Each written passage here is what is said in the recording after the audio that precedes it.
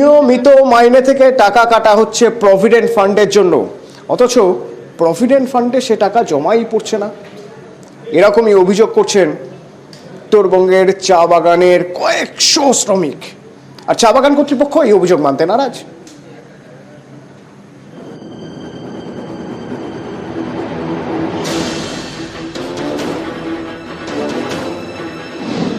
Basic salary থেকে PF হিসেবে 12% কেটে নেওয়া হচ্ছে, কিন্তু চা শ্রমিকরা সেই পিএফ এর টাকা পাচ্ছেন না বলে অভিযোগ। তাদের দাবি, বেতন থেকে টাকা কাটা হলেও সেটা পিএফ এ জমাই পড়ছে না। টাকা যদি কাটে তাহলে জমা তো করতেই লাগবে, জমা করে দেন তাহলেই হয়ে গেল, কিন্তু ওরা জমাই করছে না। আমরা পিএফ ডিপার্টমেন্টকে বারবার বলেছি আপনারা কেস করেন, আপনাদের যদি পিএফ জমা না করে তাহলে তো আপনাদের তো আইনি অধিকার আছে, আপনি কেস করতে পারেন, আপনারা কেস করেন। তাও পিএফ ডিপার্টমেন্ট কেস করছে না। আমরা কালকে গিয়েছিলাম পিএফ কমিশনারকে কথা বলতে, উনি বলেছে আমরা 2টা বাগানের জন্য কেস করেছি বলে, কিন্তু আমরা বলি শুধু এখানে 2টা বাগান নেই, এখানে 30-40টা বাগান আছে। আপনারা সব বাগানকেই পাঠান, নোটিশ পাঠান যে আপনারা এটা জমা করেন পিএফ। মাসে মাসে কাটা হয় পিএফ, অবসরের পর এই পিএফ এর টাকাই বড় ভরসা, সেই টাকাই মিলছে না বলে অভিযোগ উত্তরবঙ্গের চা শ্রমিকদের।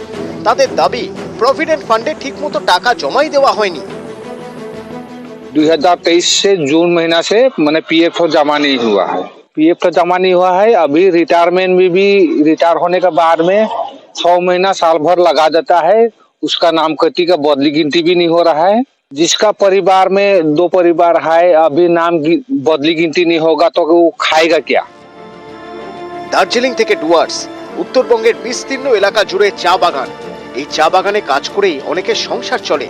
এরকম বহু চা শ্রমিকের অভিযোগ, বেতন থেকে টাকা কাটা হলেও 2023 সালের জুন মাস থেকে পিএফ এর টাকা জমা পড়েনি।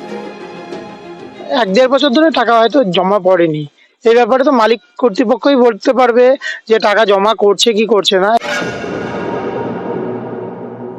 অ্যাকচুয়ালি আমার কাছে তো এরকম কোনো নিউজ নেই। আমাদের মেম্বার গার্ডেনের সব গার্ডেনে পিএফ আপডেট আছে। যদি কোনো বাগানে থেকে থাকে আমার মনে হয় সেগুলো একদম, যেগুলো সিক গার্ডেন এবং বন্ধের মুখে অ্যাবান্ডমেন্ট আছে সেগুলোতেই হওয়া উচিত।